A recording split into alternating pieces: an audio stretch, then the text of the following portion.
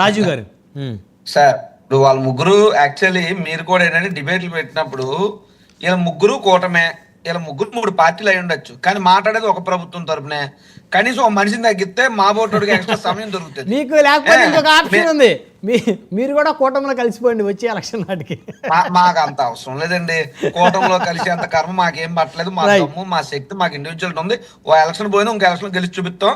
అది వేరు ఇది వేరు, సబ్జెక్ట్ వేరు, కానీ అది కూడా మాట్లాడదాం. ఫస్ట్ అమరావతి పేరు చెప్పి జగన్మోహన్ రెడ్డి గారు భూమి 30,000 ఎకరాలు కాదు 50,000 ఎకరాలు అని అన్నారని ఎవరైతే జనసేన పార్టీ వారు అన్నారో అందులో కొంత వాస్తవం ఉంది. ఆ వాస్తవం ఏంటో నేను చెప్తాను. అది అన్నది ప్రెస్ మీట్ లోనో పార్టీ మీటింగ్ లోనో కాదు, అసెంబ్లీ సమావేశాల్లో ఆన్ ద ఫ్లోర్ మరొద్దు ఆగాల.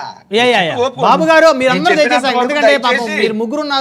ఉండండి, నేను రిక్వెస్ట్ చేస్తున్నాను, వినాలి కదా ప్రజలు, వినాలి. మీరు వినకపోయినా on the floor of the house 30,000 ఎకరాలు కావాలంటున్నారు చంద్రబాబు నాయుడు గారు. 30,000 ఎకరాలు కాకపోతే 50,000 ఎకరాల్లో పెట్టండి, పోనీ 30,000 ఎకరాల్లో పెట్టండి, కానీ పెట్టే దగ్గర ప్రభుత్వ భూమి ఎక్కడుందో అక్కడ పెట్టండి, ప్రజల నుండి భూములు లాక్కోవద్దని చెప్పి on the flora house Ganta పదంగా బల్ల గుద్ది జగన్మోహన్ రెడ్డి గారు చెబితే కొంతమంది కుహానా మేధావులు అవి కట్ చేసి ఎడిట్ చేసి జగన్మోహన్ రెడ్డి గారి ఇచ్చేయమన్నారు, పెట్టేయమన్నారు. కాదు, మీరు ప్రభుత్వ భూమి ఎక్కడుంటే అక్కడ పెట్టమన్నాడు. నేను అబద్ధం చెప్తున్నాను, మీకు అనుమానం ఉంటే మీ దగ్గర అధికారం ఉంది, అసెంబ్లీ రికార్డ్స్ తీయండి. జగన్మోహన్ రెడ్డి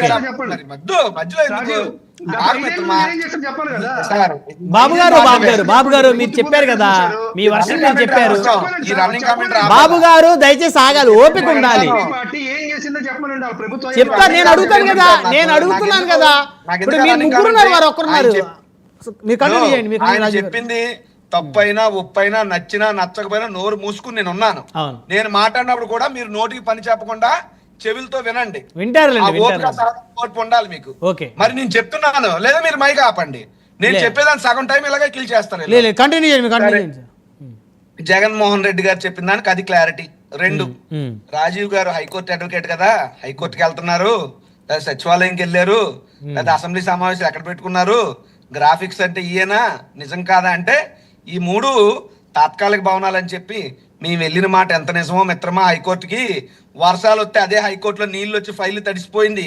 ఆ చరిత్ర జడ్జిలకు తెలుసు, ఆ చరిత్ర న్యాయవాదులకు తెలుసు, ఆ చరిత్ర అక్కడ ఉన్నటువంటి సిబ్బందికి తెలుసు. ఈ మీకు తెలియవు, మీకు కనబడదు, మీకు వినబడదు, మీరు పట్టించుకోరు.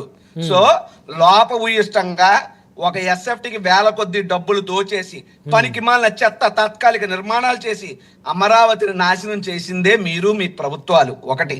2, అసెంబ్లీ స్పీకర్ ఛాంబర్ లో నీళ్లు కావడం మీకు తెలీదా? సెక్రటరియట్ లో సీలింగ్ ఊడిపోవడం మీకు తెలీదా? ఇదా మీరు చేసినటువంటి? బాబు గారు మీరు ఆగండి సార్ దయచేసి. బాబు గారు కరెక్ట్ కాదు. బాబు గారు మీరు ఆగండి, ఒక్క నిమిషం ఆగండి. రాజీవ్ గారు మీకు ఏదైతే తాత్కాలిక భవనాలు ఇప్పుడు ఉండండి. విల్సన్ అన్న మాట్లాడారు, ఆయన హుందాతనంగా సీనియారిటీ ఉంది, 10 ఏళ్ళ నుండి డిబేట్లకు వస్తున్నా అని నాకు ఎంత గౌరవంగా హుందాతనంగా మాట్లాడతాను.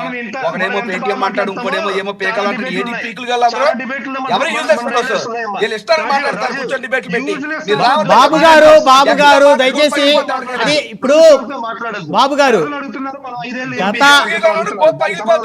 బాబు పగులుతుంది మళ్ళీ ఎవరితో మాట్లాడుతున్నావు?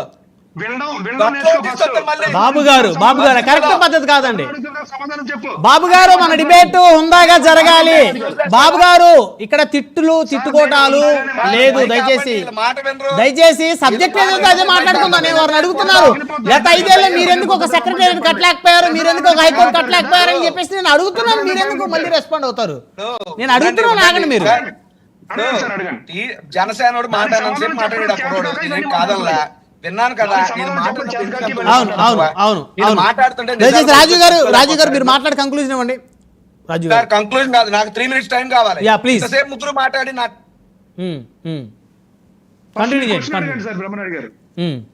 అవినీతి అని అంటున్నారు. ఏంటి అవినీతి? అమరావతి ఏమి అవినీతి లేదని కదా అన్నారు.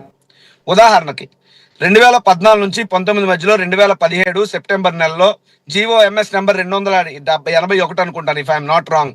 దాని ప్రకారం ఇండియన్ ఆర్మీకి ₹1 కోటి ఎకరం ఇచ్చి ఆర్బీఐకి 4 కోట్లకి ఇచ్చి, స్టేట్ బ్యాంక్ ఆఫ్ ఇండియాకి 4 కోట్లకి ఇచ్చి, ఇంకెలా చెప్పుకుంటూ పోతే చాలా కేంద్ర ప్రభుత్వ రంగ సంస్థలకి ఎకరా 4 కోట్లకి చంద్రబాబు నాయుడు గారి ప్రభుత్వం స్థలాలు ఇచ్చింది.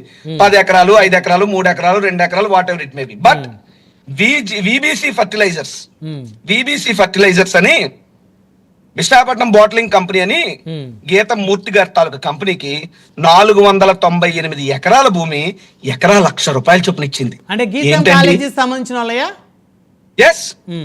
ఎస్ గీతమూర్తి గారు వాళ్ళకి సంబంధించిందే. ఇంకా ఇలా చెప్పుకుంటే జేవిఆర్ స్కూల్స్ అండ్ మేనేజ్మెంట్స్ అని ఇంకొన్ని వేల తాలూకా అన్యాయుల కంపెనీలకి ఎకరా ₹1,00,000 చొప్పున 500 ఎకరాలు ఇచ్చేస్తారా? ఇండియన్ ఆర్మీ దగ్గర ₹1,00,00,000 తీసుకుంటారా?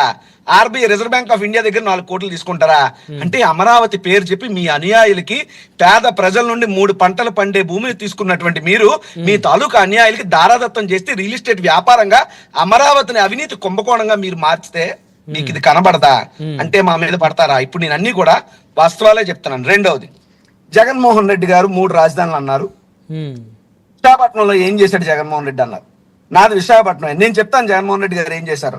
ఒకవేళ నాకు తప్పు అంటే మీరు మీ సమయం ఇచ్చినప్పుడు మీరు చెప్పండి. తప్పలేదు, మీ దగ్గర ఉన్న డేటా చెప్పండి, అది తప్పు కాదు. ఉత్తరాంధ్ర వరకు నేను ఉత్తరాంధ్ర వరకు చెప్తున్నాను. ఉత్తరాంధ్ర వరకు ఎందుకంటే ఒక ప్రాంతంలో ఒక మెయిన్ నగరం తీసుకుంటే ఆ ప్రాంతం మొత్తం అభివృద్ధి చెందాలనే లక్ష్యం మాది.